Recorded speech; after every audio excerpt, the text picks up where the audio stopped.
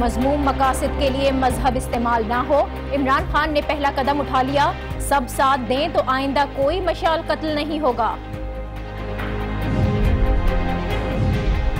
Don leak से उठने वाला शोर, हुकूमत के पास कोई ऑप्शन ना रहा। तमाम किसी भी वक्त मंजर-ए-आम पर आ सकती है।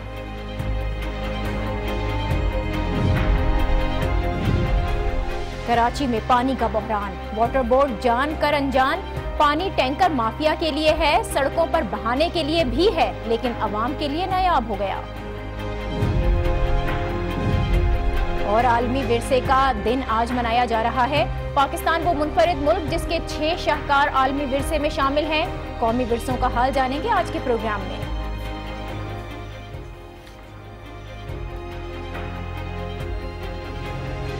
अस्सलाम वालेकुम, आप देख रहे हैं न्यूज़ आर विद नाजिया और मैं हूं नाजिया अशर। जुनूनियत और सफाकियत ने मशाल खान की आंखें तो बंद कर दी, लेकिन कई बंद आंखों को भी खोला है। इस जुल्म पर अब आवाजें उठ रही हैं। ऐवान के अंदर और बाहर दोनों जानिब एहतजाज है। इस इंतहाई संगीन मामले पर, इन हसास मामले पर इमरान खान ने अहम कदम उठाया है। मशाल खान के घर जाकर आज अहले खाना से उन्होंने ताज़ियत की है, इस वाक़े की मजम्मत की है और ये कहा है कि मशाल खान के खिलाफ साजिश की गई। ये साबित हो गया है कि ये तौहीन रिसालत नहीं थी और इमरान खान ने मशाल के घर वालों को यकीन दिलाया कि कातिलों को मिसाली सजा देंगे। आइंदा किसी को तौहीन रिसालत का इल्जाम लगाकर किसी को सजा देने की जुर्रत नहीं होगी। इमरान खान आज मशाल खान के घर पर पहुंचे और वो क्या कह रहे थे, जरा सुनिए।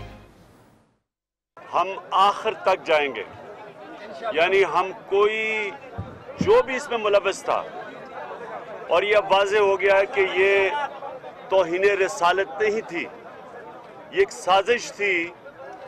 मशाल खान के खिलाफ एक साजिश थी और इंशाअल्लाह अनकरीब ये आप सबके सामने आ जाएंगे और इनको हम सजाएं दिलवाएंगे, ताकि आगे किसी की आगे से कोई ये ना कर सके कि तौहीन रसालत का इल्ज़ाम लगा के किसी को इस तरह कत्ल कर सके। आइंदा फिर कभी ऐसा ना हो सके। इमरान खान का मशाल खान के घर आना एक अहम पेशरफ्त है। दरिंदगी को रोकने में ये इंतहाई अहम कदम है। इस इशू पर इमरान खान ने हिम्मत दिखाई है। दूसरे सियासी रहनुमाओं को भी अब खुलकर आगे आना चाहिए ताकि इस किस्म के वाक़यात का सद्दबाब किया जा सके। मशाल खान का कत्ल एक साजिश था जिस पर से पर्दा उठ गया है। मशाल खान के बेहिमाना कत्ल से जुड़ी एक और वीडियो आज मंजर-ए-आम पर आई है। वीडियो में मुल्जिमान ने मशाल के कत्ल के बाद एक दूसरे को मुबारकबाद दी है। ये वो लोग थे जिन्होंने पहले बेदर्दी से मशाल का कत्ल किया और बाद में एक दूसरे का नाम छुपाने का अहद भी किया। मुल्जिमान ने अहद किया कि वो मशाल को गोली मारने वाले का नाम राज में रखेंगे और होगा। इस वीडियो में पीटीआई का तहसील काउंसलर आरिफ भी नुमाया नजर आ रहा है। इमरान खान ने दो टोक कहा है कि मुल्जिमान का ताल्लुक किसी भी जमात से हो, वो सजा से बच नहीं पाएंगे। मुल्क की एक बड़ी सियासी जमात के लीडर की जानिब से ये इंतहाई अहम कदम। इस हसास मामले पर लोग अब खामोशी तोड़ रहे हैं। बेबुनियाद इल्जामात पर मशाल के कत्ल की मजम्मत भी की जा रही है और हालात और वाक़यात जो बन रहे हैं, लग रहा है कि इस केस में कोई नतीजा निकल आएगा। मुल्जिमान को इबरत का निशान बनाया जाएगा। इसी पर हम बात करेंगे। हमें ज्वाइन कर रहे हैं स्पीकर खैबर पख्तूनख्वा असेंबली असद कैसर साहब। बहुत शुक्रिया असद कैसर साहब आपका। पीटीआई पहले दिन से ही मशाल के कत्ल की मजम्मत भी कर रही है और आज इमरान खान साहब उसके घर गए थे, वाज़े बयान दिया कि जिम्मेदारों को किसी भी सूरत नहीं छोड़ा जाएगा। लेकिन आज पीटीआई के अपने काउंसलर का नाम भी तो सामने आया है। इस मामले में क्या वाकई आप लोगों की जानिब से ऐसा कदम उठाया जा सकेगा कि इस वाक़े को एक मिसाल बना दी जाए, मुस्तकबिल में ऐसा वाक़या और ना पेश आ सके? आपने बिल्कुल वाज़ेह अल्फाज़ में कहा है कि जो भी हो, जिस भी पार्टी से ताल्लुक़ रखता हो, जितना भी असर रसूख रखता हो, जिस भी ख़ानदान से ताल्लुक़ रखता हो, उसके खिलाफ पूरी कानून के अंदर रहते हुए उसके खिलाफ कार्रवाई की जाएगी। किसी किस्म किसी के साथ रियायत नहीं बरती जाएगी। अभी तो हमने जुडिशल कमीशन जुडिशल इंक्वायरी की नोटिफिकेशन कर दी है और उसमें बिल्कुल सही मानों में वाज़ेह हो जाएगा कि इसकी महरिकात क्या है, कौन इसके पीछे है और किसका क्या किरदार है। जी असद कैसर साहब, तो जुडिशल कमीशन बनाने की भी आपने बात की, ज़ाहिर है इंक्वायरी तो हो रही है, लेकिन इसकी जरूरत क्यों पेश आई? वीडियो सामने है, चेहरे सामने हैं, अब्दुल्ला का बयान भी आ चुका है। पुलिस की तहकीकात जो है उसमें कोई दिक्कत है? पुलिस तहकीकात कर रही है, पुलिस ने अपनी तहकीकात कंप्लीट कर दी है, लेकिन हम समझते हैं कि ज्यादा ट्रांसपेरेंसी के लिए और ज्यादा ताकि दुनिया उसके ऊपर इत्मीनान करे और कोई ये न कहे कि किसी के खिलाफ कोई फोर्स इस्तेमाल हुआ है, कोई पॉलिटिकल कोई विक्टिमाइजेशन हो रही है। इसलिए हमने एक गैर जानबदार इदारा जो कि कानून के मुहाफिज भी है और कानून की तशरीह भी करती है, हमने उसकी जिम्मेदारी दी है कि ताकि ट्रांसपेरेंट तरीके से तमाम तहकीकात मुकम्मल हो। इसलिए हमने जुडिशरी को एक रिस्पॉन्सिबिलिटी दी और जुडिशल इंक्वायरी मुकर्रर की है ताकि सही मायनों में फैक्ट सामने आ जाए। ठीक है, सही मायनों में जो भी तहकीकात है वो सामने आनी चाहिए, इंक्वायरी भी होनी चाहिए। कोई टाइम फ्रेम तय हुआ है कब तक मुकम्मल हो जाएंगी ये तहकीकात? देखिए, इसमें कमीशन की अपनी तरीक़ार होती है, अपनी प्रोसीजर्स होती है, वो अपनी प्रोसीजर तरीक़ार के मुताबिक करेगा। हमें उम्मीद है कि इंशाअल्लाह ताला हमको मायूस नहीं करेंगे और इस केस को हम मिसाल बनाएंगे। हम इसमें कोई कोताही नहीं बरतेंगे, किसी किस्म की किसी के खिलाफ इंतकामी कार्रवाई नहीं होगी, लेकिन इसके बावजूद किसी को माफ भी नहीं किया जाएगा। और हम इसको, क्योंकि ये हमारे माशरे के लिए चैलेंज है कि अगर माशरे में इस किस्म की बर्बरियत होती है और वो तालीमी इदारे जिसको जो कौम को एक रहनुमाई फराहम करेगी, जो कि एक लीड के तौर पर कौम को आगे बढ़ाएगी, वहां इस किस्म की कार्रवाई हो तो ये तो बिल्कुल नाकाबिल बर्दाश्त है। ये हमारे माशरे के लिए एक बहुत बड़े सवालिया निशान है। ये हमारे जो अखलाकी सवाल की तरफ ये इशारा करती है। हम इसको मिसाल बनाएंगे, हम इसके हवाले से हद तक जाएंगे। मैं खुद चूंकि इस हल्के से हूँ, मैं उस इलाके से हूँ, मैं उस जो मशाल है, ये जो हमारा तालीमी निज़ाम है, सिस्टम है, स्कूल्स, उसमें ये मैट्रिक का एग्जाम कर चुका है और हमारा स्टूडेंट रहा है। तो इसके बावजूद भी हम कोशिश करेंगे कि हर तरीके से। आपकी जानिब से आज़म तो किया जा रहा है कि इसको मिसाली बनाया जाएगा। इस मामले में पीटीआई के एक काउंसलर का भी नाम आया है, कोई अपडेट है? गिरफ्तार किया है पुलिस ने इसको? उसके बाद क्या प्रोसेस हुआ है? मुझे इसके बारे में कोई मालूमात नहीं है, लेकिन मैंने तो कहा, हमारे लीडर ने कहा, जो भी होगा, जिस भी ओहदे में होगा, पीटीआई अपोजिशन का होगा, किसी पॉलिटिकल पार्टी का होगा, कोई ब्यूरोक्रेट होगा, जिस शोबे से जो ताल्लुक रखेगा उसके खिलाफ कार्रवाई होगी। अभी तो कल तो वो जहातुल्लाह का एक स्टेटमेंट आया है और उसने जो एक्सटोर्ट की है अदालत में, तो वो तो बिल्कुल क्लियर सामने आई है। उसमें तो आप उसको पढ़ सकते हैं कि उसमें उसने क्या कहा है और पूरा ड्रामा कहाँ से हो रहा है। लेकिन फिर भी मैं मुख्तात रहूँगा और मैं एहतियात से बात करूँगा ताकि जुडिशियल कमीशन इंक्वायरी में तमाम हक़ाइक़ सामने आ जाए। असद साहब, ये तो सारा इंतजामी एक्शन हो गया, ठीक है, इंतजामी मामलात हो गए। मुक़न्नना इस पर क्या कर रही है? कोई कानूनी अमेंडमेंट की जाएगी इस तरह के वाक़यात को रोकने के लिए? सेनेट में तो कुछ आवाज़ें आई हैं कानून में तरमीम के लिए, पीटीआई इसके हक में है? देखिए, मैं तो इस इंशाअल्लाह हमारा इजलास होगा तो असेंबली के अंदर इसके ऊपर पूरी डिबेट होगी, उसकी पूरी मतलब जितने भी हमारे MPs है उसकी आरामी ली जाएगी। और हम समझते हैं कि इस पर एक सिरहासिल बात होना चाहिए ताकि हमें इमाम हमारा किस तरफ जा रहा है, इसी किस बात का इमादी करता है। ये तो हमारे लिए बहुत खतरनाक है कि हमारे यूथ, हमारे नौजवान, हमारे तालीम-याफ्ता नौजवान में इतनी इंतहा पसंदी या एक्सट्रीमिज्म या कोई भी किसी एक नारे पे किसी के खिलाफ इस्तेमाल कर सकता है। तो ये सिर्फ हमारी हुकूमत की नहीं, पूरी माशरे के लिए एक चैलेंज है और इस चैलेंज को हमने लेना होगा कि हम इस किस्म की वाक़यात को कैसी रोकथाम कर सकते हैं। इंशाल्लाह बिल्कुल हम देखते हैं कि इसके हवाले से जो भी कानून साजी होनी चाहिए, इसमें मुख्तलिफ फिक्र को एतमाद में लिया जाएगा, इसमें भी बात होगी और अगर कहीं जरूरत होगी तो इसके ऊपर जो है ना जरूरी। ये तो पूरे सिस्टम के खिलाफ जंग है असद कैसर साहब। अब तक की जो तहकीकात हैं उसमें पता चल रहा है साजिश सामने आ रही है, करप्शन, बदइंतजामी के खिलाफ आवाज़ दबाने के लिए दरसगाह का जो तकद्दुस है उसको पामाल किया गया है। इस मामले में यूनिवर्सिटी इंतजामिया का किरदार भी सामने आया जो कि बहुत घिनौना है, साजिश की बू आती है जिसमें से। आप क्या समझते हैं कि बर वक्त करप्ट अनासिर जो हैं उनके खिलाफ कार्रवाई हो जाए तो इस किस्म के वाक़यात पेश ना आए? यूनिवर्सिटी के अंदर जो है ना अमल दखल का कोई कानूनी हमारे पास कोई इख्तियार नहीं है। इदारे उसकी अपनी सिंडिकेट और सेनेट होती है जो उसके तमाम फैसले करते हैं। हुकूमत सिर्फ एक दफ़ा वाइस चांसलर की अपॉइंटमेंट करती है, इसके बाद जो है ना हुकूमत की और इवन हुकूमत वाइस चांसलर को भी रिमूव नहीं कर सकती। तो ये वो चीज़ें हैं कि इसको देखना पड़ेगा, इसको रिविजिट करना पड़ेगा कि मतलब ये जो इतनी ज़्यादा हमने इख्तियार दी हुई यूनिवर्सिटीज़ को, इतनी खुदमुख्तारी दी हुई है तो इसका इतना ऑटोनमस कर दी है कि उसके ऊपर किसी का इख्तियार भी नहीं है। और वहाँ जिस किस्म के काम हो रहे हैं, जिस किस्म की जो वाक़यात आए हैं, मेरे ख्याल में इसके खिलाफ हमें अभी कानून साजी की बारे में सोचना पड़ेगा।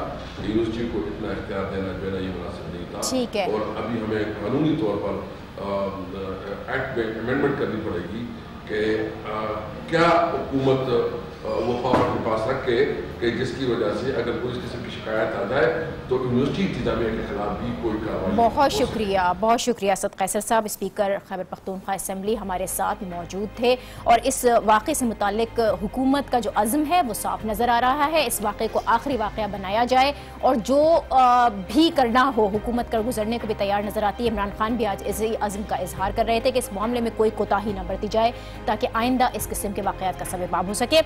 एक ब्रेक हम ले रहे हैं, जिसके बाद डॉन लीक्स की बात करेंगे जो हुकूमत के सर का दर्द बनी हुई है। देखते रहिए न्यूज़ आवर विद नाजिया।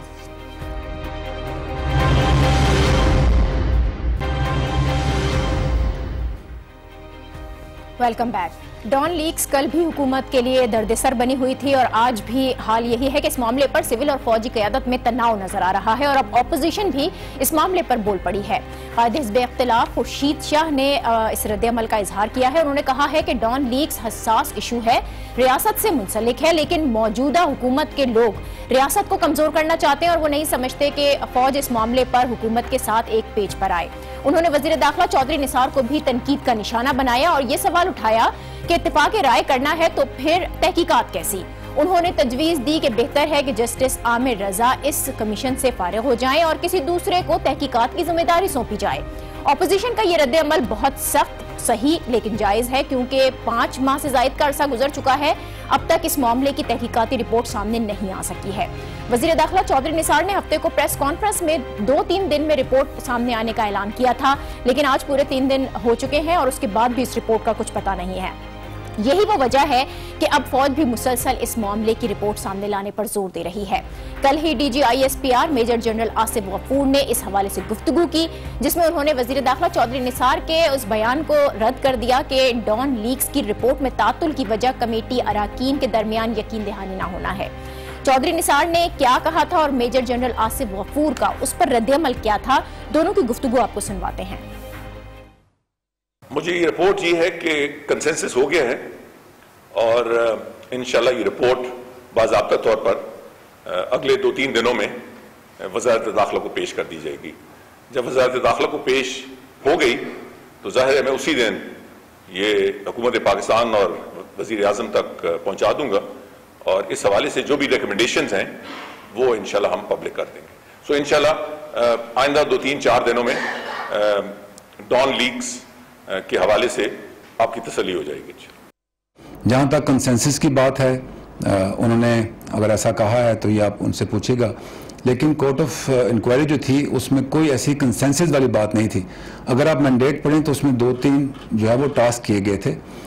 अब उस टास्क को आगे लेके चलना और उसको कंप्लीट करना कि जो बातें इंक्वायरी ने आगे लेके आनी हैं, जो भी उनको मैंडेट दिया गया था उसको मुकम्मल करने में शायद इतना टाइम लगा है।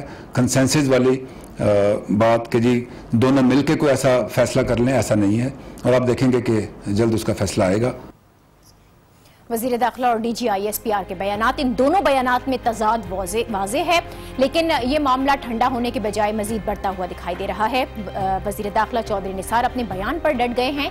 इस सारे मामले पर उनका एक और बयान सामने आया और उन्होंने ये वाज़े किया कि मेजर जनरल आसिफ गफूर का ना तो कमेटी से ताल्लुक है और ना ही वो उस वक्त डीजी ISPR थे। कमेटी के कयाम के वक्त जस्टिस आमिर रजा खान ने सरबराही के लिए शर्त रखी थी कि वो इस रिपोर्ट पर दस्तखत करेंगे जिस पर सबका इत्तेफाकी राय होगा। इस बयान के बाद अब खबरें आ रही हैं कि शायद डॉन लीक्स की रिपोर्ट फाइनल होने के बाद भी पब्लिक ना की जाए और कमेटी की रिपोर्ट पर अब तक मेंबरान के दस्तखत होना बाकी हैं। रिपोर्ट में जिम्मेदारों का तयन कर लिया गया है, लेकिन अराकीन के दरमियान सजा तजवीज करने से मुतालिक इख्तिलाफ है, जिसकी वजह से ये तमाम मामला अटका हुआ है। डॉन लीक्स का ये सारा मामला है क्या, इस पर एक रिपोर्ट आपको दिखाते हैं, फिर तफसीलन बात होगी।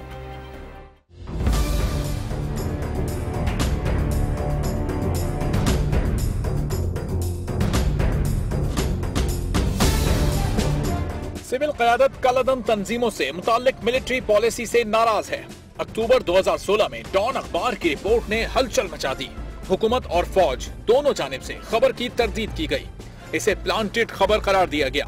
खबर को लेकर कुछ नाम सामने आए, हुकूमत पर कड़ी तनकीद हुई और आखिरकार वजीर इत्तलात परवेज रशीद को ओहदा छोड़ना पड़ा। मामले की तहकीकात के लिए कमेटी बनी जिसे 30 दिन में रिपोर्ट पेश करना थी, लेकिन 5 माह से जायद का अरसा गुजर गया। न्यूज लीक्स पर कमेटी की रिपोर्ट अब तक सामने नहीं आई। इन तमाम दावों की तस्दीक होना बाकी है। इस मामले पर सिविल और मिलिट्री क़यादत में कुछ तनाव दिखाई दे रहा है। दोनों एक पेज पर नजर नहीं आ रहे हैं और हुकूमती हलकों में क्या हलचल है, इस पर हम बात करेंगे। आज न्यूज के नुमाइंदा खुसूसी नासिर काज़मी हमारे साथ हैं। नासिर, आप इस स्टोरी को बड़े अच्छे तरीके से कवर करते रहे हैं, बहुत डिटेल्स जानते हैं। आखिर ये मामला अटका हुआ कहां पर है, क्यों रिपोर्ट अब तक सामने नहीं आ पा रही है? नाजिया, बिल्कुल मैंने आपकी तमाम गुफ्तगू भी सुनी जो आपने अपने इंट्रोडक्शन में बताई।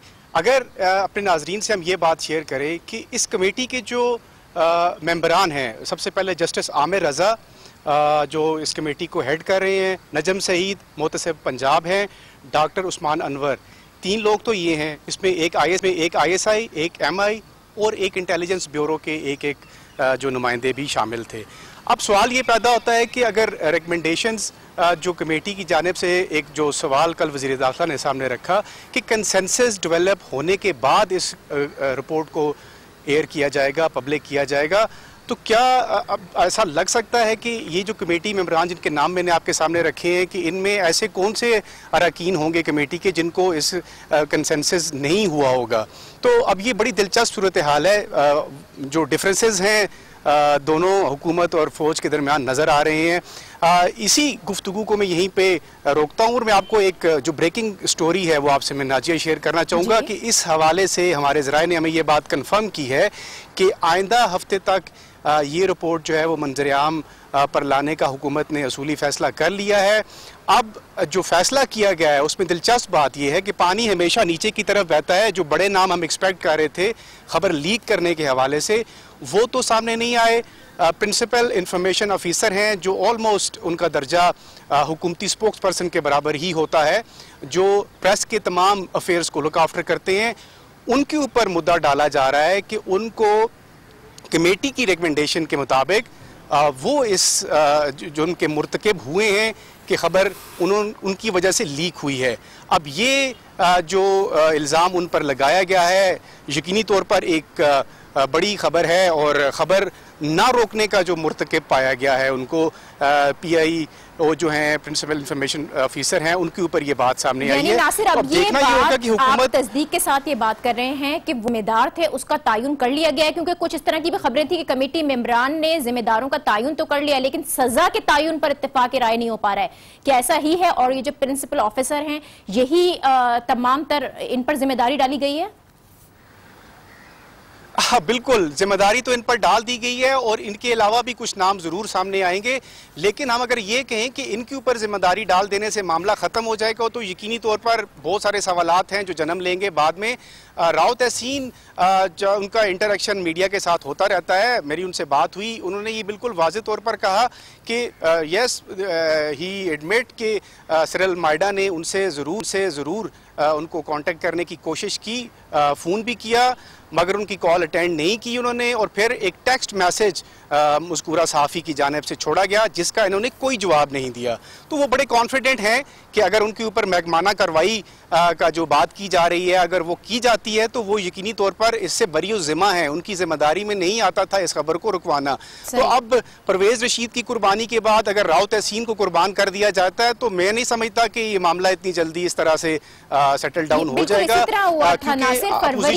फरवरी में डॉन लीक्स की तहकीकाती रिपोर्ट लीक होने की जब खबरें आई, राव तहसीन थे, तारिक फातमी, परवेज रशीद का नाम लिया गया, तो कुछ हुकूमती ज़राए इसकी तस्दीक या तरदीद कर रहे हैं। सिर्फ राव तहसीन से आपकी बात हुई है या और भी दूसरे नाम आ रहे हैं इसके अंदर? जी देखिए, जो नामों की कंफर्मेशन है, राव तहसीन का नाम मैं कंफर्म कर सकता हूं। जो अभी तक हमारे ज़राए ने हमें कंफर्म किया है कि राव तहसीन को कुर्बानी का बकरा बनाने की कोशिशें की जा रही हैं। लेकिन अब बात यह है कि एक प्रिंसिपल इंफॉर्मेशन ऑफिसर को अगर आप ये इस बात के ज़िम्मेदार ठहराते हैं कि उन्होंने एक कौमी सलामती की खबर जो है वो लीक करवाने में उनका हाथ था, तो ये यकीनी तौर पर इस बात को भी साबित करना होगा। इंक्वायरी होगी बाकायदा तौर पर, महकमाना इंक्वायरी के बाद अगर ये कुछ चार्जेस उनके ऊपर साबित होंगे तो उनको सज़ा या जो भी उनके ऊपर जो चार्जेस लगेंगे। लेकिन अब इस वक्त जो सिचुएशन है, आज हमने देख लिया नेशनल असेंबली के अंदर भी जो खुर्शीद शाह का बयान सामने आया है, जो स्टेटमेंट सामने आई है, तो अब लगता ये है कि गवर्नमेंट के ऊपर प्रेशर दिन ब दिन बढ़ता जाएगा। और बिल्कुल मेरी बहुत सारे पार्लियामेंटेरियन से बात हुई है तो वो इस बात पर मुत्तफिक हैं कि पनामा लीक्स से ज़्यादा हसास मामला है ये डॉन लीक्स वाला। तो अगर गवर्नमेंट इसमें मजीद ये जो आप गवर्नमेंट के ऊपर प्रेशर की बात कर रहे हैं, खुर्शीद शाह ने आज जस्टिस आमिर रजा को हटाकर किसी और को कमीशन की जिम्मेदारी सौंपने का भी मुतालबा किया। किस हद तक ये मुतालबा दुरुस्त नजर आ रहा है? क्या वाकई रिपोर्ट में तातुल की वजह जस्टिस आमिर रजा है? बिल्कुल नहीं, मैं नहीं समझता। जस्टिस आमिर रजा का नाम जब सामने आया था तो उस पर किसी किस्म का एतराज़ नहीं किया गया था। उनका जो माजी का ट्रैक रिकॉर्ड था उस वक्त सामने रखा गया और उसके ऊपर तमाम लोगों ने इस पर इत्तफाक किया था कि he is the right person कि वो इस कमेटी को हेड करें। अब अगर ये मुतालबा किया जा रहा है कि उनको हटा अब अगर 5 महीने बाद ये डेवलपमेंट होती है तो आप देख सकती हैं कि ये मामला क्या फिर ये वही इल्ज़ाम लगेगा गवर्नमेंट के ऊपर कि वो डिलेइंग टैक्टिक्स यूज़ करना चाह रहे हैं और एक दफ़ा फिर मामला तातुल का शिकार है। मिलिट्री इस्टेब्लिशमेंट की जानिब से बिल्कुल ये चीज़ क्लियरली वो चाहते हैं कि दूध का दूध और पानी का पानी हो जाए। गवर्नमेंट अब क्यों इस तरह के हरबे इस्तेमाल कर रही है, यही सवाल आज मुख्तलिफ पार्लियामेंटेरियंस भी कर रहे थे और देखना अब ये है कि किस तरह इस सारे मामले को हुकूमत टैकल करती है। बहुत शुक्रिया नासिर काज़मी हमारे साथ थे और इंतहाई अहम खबर हमें अपडेट कर रहे थे कि डॉन लीक्स का जो मामला है, हुकूमत के पास कोई ऑप्शन नहीं रहा है, तमाम तर तैयारियां मुकम्मल हैं। आइंदा आने वाले हफ्ते में ये मामला सामने आ जाएगा, लेकिन इसके अंदर प्रिंसिपल इंफॉर्मेशन ऑफिसर उन पर तमाम तर जिम्मेदारी डाल दी गई है। हम एक ब्रेक लेते हैं और इस ब्रेक के बाद बात करेंगे कराची में बढ़ते हुए पानी के बहरान की। देखते रहिए न्यूज़ ऑन विद नाजिया।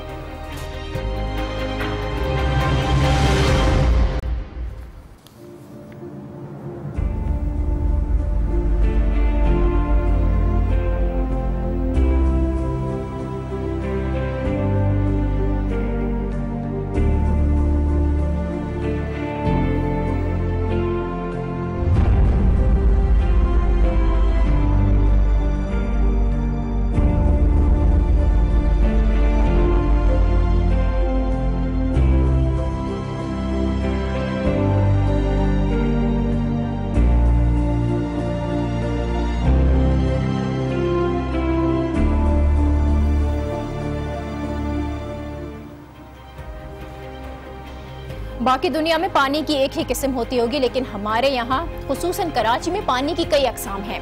पीने का पानी अलग, खाना पकाने का पानी अलग, कपड़े धोने का पानी अलग और दीगर कामों के लिए अलग। यहाँ हम पीने के लिए मिनरल वाटर, खाना पकाने के लिए मीठा और साफ पानी, कपड़े धोने के लिए मिक्स वाटर, जबकि बाकी कामों के लिए खारा पानी इस्तेमाल करते हैं। लेकिन पानी की इतनी सारी इकसाम की वजह सिर्फ एक है, कराची में पानी का बहरान, जिसे वाटर बोर्ड हुकाम मानने को तैयार नहीं है। लेकिन हकीकत यह है कि 2 करोड़ की आबादी है इस शहर की, पानी की रोजाना डिमांड 1000 मिलियन गैलन से ज्यादा है, लेकिन इसके बावजूद 1982 के बाद से इस शहर के लिए पानी की सप्लाई के किसी नए सोर्स का इंतजाम नहीं किया गया। आखिरी बार 1982 में हब डैम से शहर को पानी की सप्लाई शुरू हुई और आज तक हब डैम 100 मिलियन गैलन पानी की फराहमी का जरिया है। कराची को पानी की मेन सप्लाई का मरकज कींझर झील है, जहां से तकरीबन 583 मिलियन गैलन पानी रोजाना कराची को मिलता है। यह मिकदार कुल मिलाकर 700 मिलियन गैलन के करीब बनती है, जो कराची की 2 करोड़ की आबादी की जरूरियात पूरी करने के लिए नाकाफी है। इसलिए वाटर बोर्ड 80% इलाके को पानी मुहैया करता है, जबकि बाकी जो 20% हिस्सा है, जिसमें डिफेंस, गिजरी और पंजाब कॉलोनी के आसपास के इलाके शामिल हैं, उन इलाकों का बोझ वाटर हाइड्रेंट्स उठाते हैं, जो खुद शहर में पानी के बहरान की बड़ी वजह है, क्योंकि कराची में कानूनी हाइड्रेंट्स की तादाद 20 है, जबकि इस शहर में 100 से ज़ायद गैर कानूनी हाइड्रेंट्स काम कर रहे हैं। इसके अलावा यहाँ वाटर सप्लाई का निज़ाम 25 साल पुराना है, जिसकी मेंटेनेंस मुनासिब नहीं, इसलिए जगह जगह लीकेज के बायस सैकड़ों गैलन पानी रोजाना ही तकरीबन ज़ाया होता है और शहर तक नहीं पहुँच पाता। यही वो तमाम तर वजूहात हैं जिसके बायस अभी कराची में गर्मी का आगाज हुआ है, गर्मी शुरू हुई है और पानी के बहरान ने सर उठा लिया है। नॉर्थ कराची, गुलिस्तान जौहर समेत ऐसे कई इलाके हैं शहर के जहां पानी सिरे से नहीं आ रहा। लोग मजबूरन टैंकर्स डलवाने पर इक्तफा करते हैं। कराची में पानी का जो बहरान है, इसका कोई हल नजर नहीं आता। इस पर हम बात करेंगे। एमडी वाटर बोर्ड हाशिम रजा जैदी साहब हमारे साथ मौजूद हैं। बहुत शुक्रिया हाशिम साहब आपका। गर्मियां शुरू हो गई हैं, कराची में पानी का जो क्राइसिस है वो एक मरतबा फिर नजर आ रहा है। नॉर्थ कराची, गुलिस्तान जौहर समेत कई ऐसे इलाके हैं जहां पूरे हफ्ते पानी नहीं आता। इस अचानक बहरान की वजह क्या हुई है? क्या वाटर बोर्ड इस सिलसिले में कुछ इकदाम कर रहा है? लास्ट फ्यू डेज हमने मैनेजमेंट जो वाटर की है, यानी कि जितना पानी आ रहा है उसको तमाम इलाकों में मुनसिफाना तौर पे सही तरीके से पहुंचाने का, चाहे कम पहुंचाएं या ज़्यादा, लेकिन बराबर सबको पहुंचाएं, तो वो पहुंचाने का एक हमने निज़ाम वज़ा किया है, जिसमें कि वॉल्व ऑपरेशन है, जिसमें नागे हैं, जिसमें एक जगह का पानी रोकना है, दूसरी जगह देना है, दूसरी का रोक के तीसरी, बारियाँ लगाई। तो ये मैनेजमेंट हम कर रहे हैं। और जो पानी धाबेजी से और हब से हमें मिलता है, हब से आज सुबह 60 MGD पानी मिला है और धाबेजी से जो मिलता है वो रूटीन का पानी है हमारा 550 MGD। तो ये पानी उतना ही है और कोई किल्लत ऐसी नहीं हुई। तो इस इम्प्रेशन को काइंडली आप डिस्पेल करें या इस इम्प्रेशन को ठीक करने की कोशिश करें कि पानी की किल्लत नहीं है। और गर्मियों में आम तौर पे पानी की रिक्वायरमेंट ज़्यादा हो जाती है, उससे ऐसे लगता है कि पानी कम मिल रहा है, पानी का इस्तेमाल बढ़ जाता है पानी की रिक्वायरमेंट ज़्यादा होने से, लेकिन पानी की तरसील जो है, उसकी सप्लाई जो है, उसमें अभी तक as of today I can very safely say कि ये वही उतना ही पानी आ रहा है जितना कि 2 महीने या 1.5 महीने पहले आ रहा था। आप कह रहे हैं, ये आप प्लान है, आप कह रहे हैं कि किल्लत नहीं हो सकता है, किल्लत ना हो, लेकिन जो तरसील होनी चाहिए वो नहीं हो रही। कितने इलाकों को हफ्ते में कितने दिन पानी सप्लाई किया जा रहा है? देखिए, ये पूरा बहुत बड़ा शहर है तो इसका पूरा शेड्यूल आपको बताना मुश्किल होगा। मैं आपको दिखा देता हूँ। It's a many pages schedule जो हमने निकाला हुआ है, क्योंकि शहर में हमारे 5 बड़े जो डिस्ट्रीब्यूशन नेटवर्क्स हैं जहाँ से हम पानी रिजर्वायर्स से निकालते हैं, उन 5 के आगे फिर बेशुमार हमारे पॉइंट्स होते हैं जहाँ पंपिंग करते हैं, फिर आगे पानी पहुँचता है। तो किस इलाके को कितना देना है, ये पूरी तफसील है, ये एक बहुत बड़ी। लेकिन अगर आपने कहा तो मैं आपको उसकी रिटन कॉपी भेज दूंगा जो कई सफ़ों पे मुश्तमिल है। बाकी मेरा पॉइंट सिर्फ ये था कि शहर के तमाम इलाकों को, वेस्ट के इलाके, सेंटर के इलाके, साउथ के इलाके, तमाम ईस्ट के इलाके, तो इन तमाम इलाकों को उतना बराबर पानी बिल्कुल सबका जितना बनता है उतना ही पानी का जो मसला है हाशिम साहब, कराची के पानी के लिए हब डैम आखिरी सोर्स थी, उसके बाद 1982 में जो तामीर हुआ, अब तक कराची की आबादी कई गुना बढ़ चुकी है, लेकिन पानी के जराए वही के, पानी के जो रिसोर्सेज हैं वो आबादी के तनासुब से उसका इंतजाम क्यों नहीं किया? डिमांड तो वही पुरानी मैंने आपसे अर्ज किया हुआ है कि अभी हमारा सेंसस आ जाएगा तो और पता चल जाएगा आबादी क्या है, तो उसके हिसाब से 54 MGD पर हेड, 54 गैलन पर हेड पर डे के हिसाब से कैलकुलेट करते हैं। अंदाजन 1100 से 1200 के दरमियान हमारी डिमांड होती है, जबकि हमें जो मिल रहा है इस वक्त वो तकरीबन 600 MGD मिल रहा है, यानी कि 550 MGD हमें मिल रहा है धाबेजी से और 59-60 के करीब हमें मिल रहा है हब से। शहरी परेशान है हाशिम साहब। वाटर बोर्ड आज तक जो पूरा शहर है उसको पानी की सप्लाई नहीं कर पाया है। डिफेंस, पंजाब कॉलोनी, गिजरी, इसके अलावा भी कराची के 20% इलाके हैं जहां सिर्फ हाइड्रेंट्स चलते हैं। तो आप जो हाईवे पर नई सोसाइटीज बन रही हैं, पूरा के पूरे नए शहर आबाद किए जा रहे हैं, वहां तक पानी की सप्लाई फिर कैसे मुमकिन होगी? देखिए, K4 है, K4 शुरू हो गया है, तो K4 का जो टोटल मैं बता दूं आपको कि ये 650 MGD का मंसूबा है। कुल पानी जो K4 के 3 फेजेज में आएगा, वो तीनों फेजेज के मुकम्मल होने के बाद 650 MGD पानी होगा, जिसको हम जब मौजूदा अपनी जो हमारी सप्लाई है पानी की उसको मिलाएं तो तकरीबन 1200 MGD पानी हमें मिलने लगेगा। ये K4 का पहला जो फेज़ है जो अब शुरू हुआ है और इंशाल्लाह अगले साल इसने ख़त्म होना है, उस फेज़ में हमें 260 MGD मिलेगा। सेकेंड फेज़ K4 का इस फेज़ के बाद शुरू होगा, जब पहला फेज़ मुकम्मल होता है तो सेकेंड फेज़ में 260 MGD एडिशनल मिलेगा और थर्ड फेज़ में 130 MGD मिलेगा। तो ये 2027 तक 2026 तक इसके तीनों फेज़ इंशाल्लाह मुकम्मल हो जाएंगे। ठीक है हाशिम साहब, पानी के बहरान की हम बात कर रहे हैं। एक वजह उसकी सप्लाई लाइंस का नाकिस निज़ाम भी है जो 25 साल पुराना है। पाइपलाइंस लीक होती हैं जिसकी वजह से हज़ारों गैलन पानी रोज़ाना ज़ाया हो जाता है। इस सिलसिले में वाटर बोर्ड कुछ कर रहा है? देखिए, वही मैं किया कि जो एडिशनल पानी की सप्लाई के मंसूबे हैं जिनका मैंने अभी जिक्र किया, जो K4 है अपना 65 MGD का मंसूबा है, 100 MGD के वाटर पंप हमने इम्प्रूव करने हैं धाबे जी पे। तो ये जो मंसूबे हैं ये ऑगमेंट करेंगे ना हमारे मौजूदा पानी की सप्लाई को। तो ये पानी की सप्लाई बढ़ेगी तो अब जो नई सोसाइटीज़ हैं, जो पेरिफेरी में कच्ची आबादियाँ हैं, यहाँ तक हमें पानी पहुँचाने में मदद मिले। लेकिन तकरीबन मैं जो बात कर रहा हूँ वो तकरीबन 350-400 MGD एडिशनल पानी की कर रहा हूँ। 260 MGD पानी हमें मिलेगा K4 से, 65 MGD पानी हमारे इस प्रोजेक्ट से मिलेगा, 100 MGD पानी की इम्प्रूवमेंट की एक स्कीम है। तो ये तकरीबन 300-350 MGD 400 MGD पानी एडिशनल तो इधर से आ रहा है। तो ये जो हमारी सोसाइटीज़ हैं या ये जो नई आबादियाँ बन रही हैं शहर के इर्द गिर्द, इनको इसमें केटर किया जाएगा। ठीक है, जो हाइड्रेंट्स हैं हाशिम साहब, कराची का एक बड़ा मसला है जिनके खिलाफ कई बार कार्रवाइयाँ भी की गई हैं, फिर भी उनको ख़त्म क्यों नहीं किया जा सकता है? वो हम कहते हैं ना कि चूहे बिल्ली वाली ये दौड़ है कि हम रोज़ कनेक्शन काटते हैं, 2 दिन के बाद वहाँ पे दोबारा से लग जाता है। अब ये एक पूरे का पूरा निज़ाम हमने बनाया है जिसमें पुलिस वाले, रेंजर्स वाले, हमारा अमला, हम सब मिल के एक मरबूत हमने प्लान बनाया जिसके तहत हम डेली के हिसाब से काम करते हैं।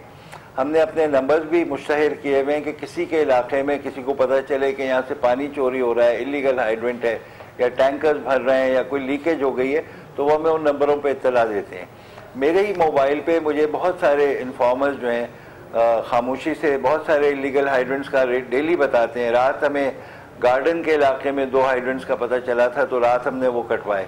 तो इस तरह ये डेली की बुनियाद पे कार्रवाई होती रहती है। और ये जो चोरी करने वाले लोग हैं ये भी हार नहीं मानते, ये एक जगह पकड़े जाते हैं, दूसरी जगह से लगाना शुरू कर देते हैं, दूसरी जगह पकड़े जाते हैं, तीसरी जगह लगा लेते हैं। तो ये मुस्तकिल गेम चल रहा है। लेकिन अब ये बहुत हद तक इस पर कंट्रोल हुआ है क्योंकि हमारा जो एक्ट वाटर बोर्ड के एक्ट में जो तरमीम हुई है उसमें सज़ा इन्हांस कर दी है। अब अगर हमारा कोई इलीगल हाइड्रेंट या इलीगल कनेक्शन पकड़ा जाएगा तो उसकी सज़ा 10 साल कैद है। पहले ये सज़ा बहुत कम थी और ये नॉन बेलेबल भी हो गया है जुर्म।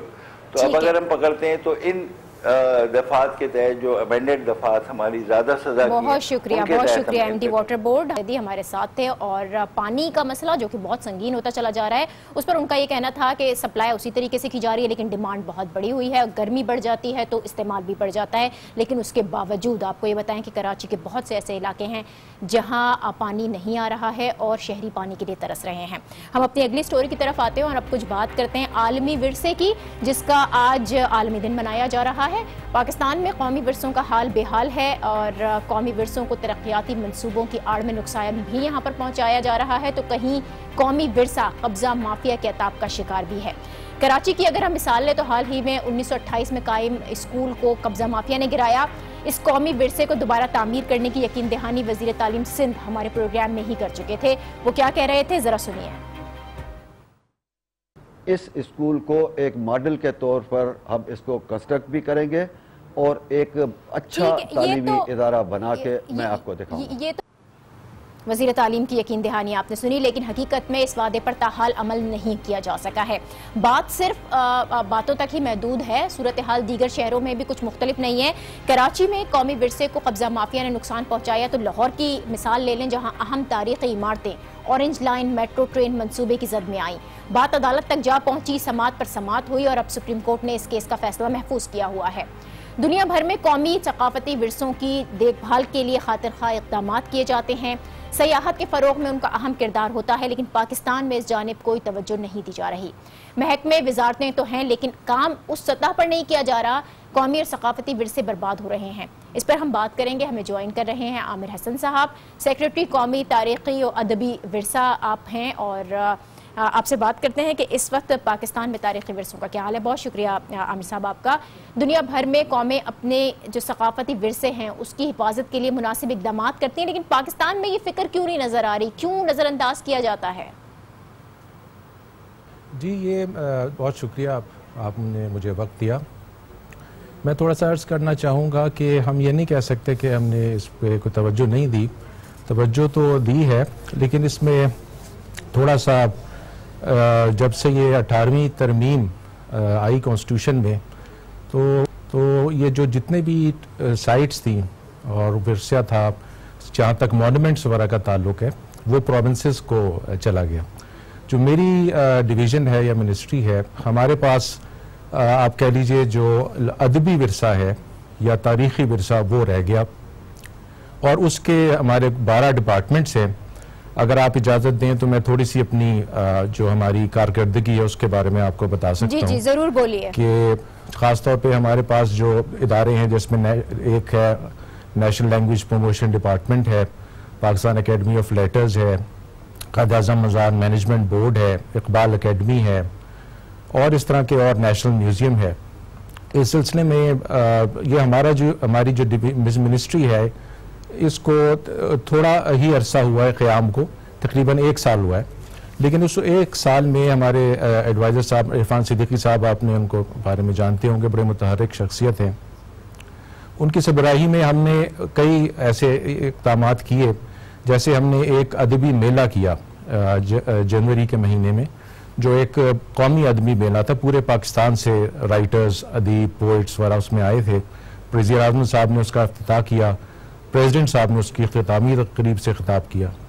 इसके अलावा एक ख़त्ताती की एग्ज़िबिशन, जो कि एक हमारा विरसा है, ख़त्ताती इस्लामी विरसा भी है हमारा पाकिस्तानी, और आप कह लीजिए सब कॉन्टिनेंट का विरसा भी है, वो आज तक कोई ऐसी एग्जीबिशन नहीं हुई थी, वो हमने इस्लामाबाद में करवाई। ठीक है आमिर साहब, आपने बड़ा तफसीलन जितनी एक्टिविटीज़ थी उसके ऊपर बात की। मुनासिब देखभाल लेकिन हमारे यहाँ नहीं हो पाती, कौमी विरसे ख़त्म भी हो रहे हैं, मेंटेनेंस के लिए क्या इक़दाम की ज़रूरत है?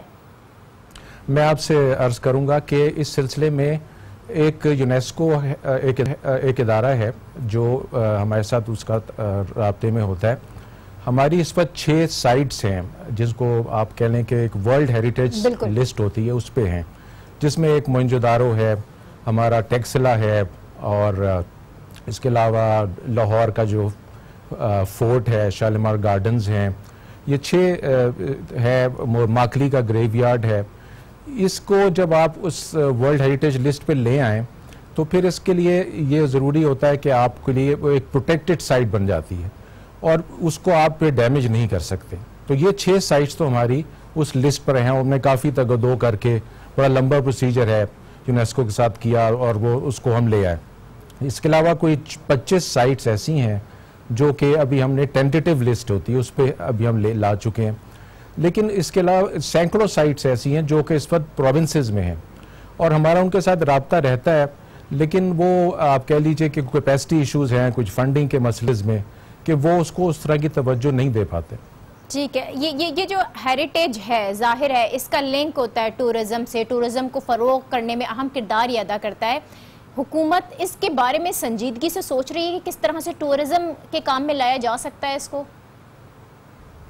जी, मैं अर्ज़ करूँगा कि ये जो इस दफ़ा वर्ल्ड हेरिटेज डे है, इसकी थीम ही सस्टेनेबल टूरिज़म है। ये एक आलमी इदारा है जो यूनाइटेड नेशंस का है, जो ये हर साल मनाता है 18 अप्रैल को, और आज हर साल उसकी एक नई थीम होती है, तो सस्टेनेबल टूरिज़म। अच्छा, टूरिज़म के बारे में भी यही मैं अर्ज़ करना चाहूँगा कि ये भी प्रोविंशियल सब्जेक्ट है, लेकिन हमारे पास फेडरल गवर्नमेंट में एक कॉरपोरेशन मौजूद है, पाकिस्तान टूरिज़म डेवलपमेंट कॉरपोरेशन। तो उसके जो MD हैं वो भी एक मुतहर्रिक शख्सियत हैं, उन्होंने आके एक प्रोग्राम प्लान बनाया हुआ है और प्राइम मिनिस्टर से भी उनकी डायरेक्ट रब्ता भी है, जिसके मुताबिक वो कोशिश कर रहे हैं डेवलप करने की। लेकिन ये मैं आपसे एग्री करूँगा, उसकी कई वजूहात हैं। एक तो हमारे मुल्क का इमेज जो है वो इतना अच्छा नहीं है, टेररिज्म वगैरह, एक्सट्रीमिज़म, लेकिन ये ज़रूरी है कि इस तरह के काम इक़दाम किए जाएँ, टूरिज़म को फ़रोग दिया जाए, मोनूमेंट्स को बचाया जाए, ताकि एक सॉफ्ट इमेज हमारे मुल्क का दूसरे मुल्क तक। एक तो इमेज की भी बात है, दूसरा ये कि हुकूमत की अदम तवज्जो भी है थोड़ी सी। कौमी विरसों पर कब्जा माफी आ जाती है, उसके हाथ पहुंच जाते हैं, कब्जा किया जा रहा है। कराची के स्कूल की अगर हम मिसाल ले लें कि इमारत को गिरा दिया गया, उसके बाद एक्शन लिया गया, ऐसा क्यों होता है?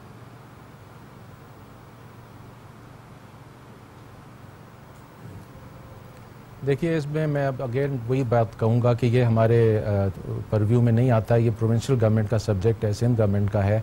लेकिन जहाँ तक हमसे होता है हम उनसे हमेशा रब्ता करते हैं। जैसे मोहत्ता पैलेस म्यूज़ियम एक है कराची में जी, उसके बोर्ड पे मैं भी हूँ, हमारे रुफ़का भी हैं, तो हमारी कोशिश ये है कि वहाँ एटलीस्ट ऐसी कोई हरकत ना हो।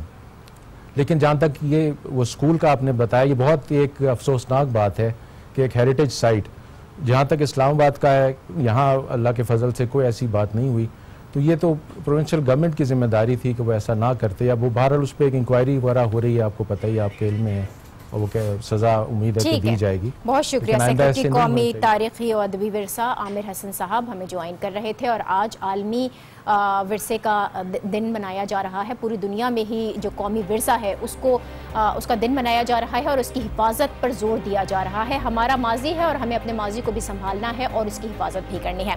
आज के प्रोग्राम से इतना ही, और भी बहुत सारी खबरें हैं जिन पर हम बात करना चाहते हैं। वो मसाइल और इशूज़ हैं आवाम के जो आप तक पहुँचाना चाहते हैं। आपके इर्द गिर्द भी कुछ कहानियाँ हों तो हमें ज़रूर लिख भेजिए। अपना फीडबैक हमें फेसबुक और ट्विटर पर आप दे सकते हैं। देखते रहिए न्यूज़ आवर विद नाजिया।